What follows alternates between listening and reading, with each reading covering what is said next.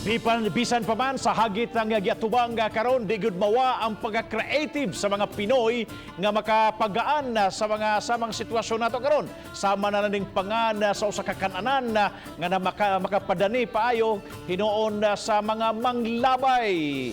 Swab taste? Anyone? Ano ang report ni Nico Cirino?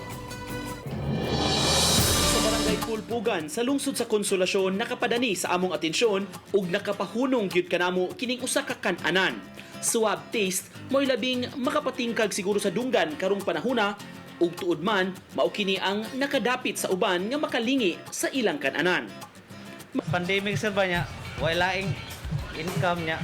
Una-una nga, maninda kata niya. Matag, karindi akang pungko-pungko niya. O may laing mo, una-una sa ingan. Yan, nauso rin ito magpa-swab test. Swab test, pero lain lang atong ang spelling sa atong taste.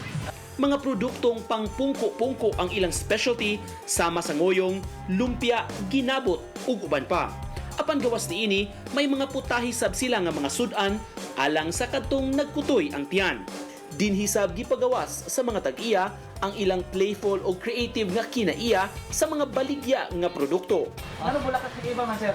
Ay, wala, muli lang mo na answer kay tungkol sa pandemic ba. Oo.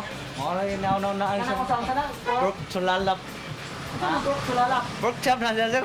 Malipayon ang mga nagduma nga bisan sa pandemya ug kalisod sa panginabuhi, daghan gihapon ang musuporta sa ilang tinda.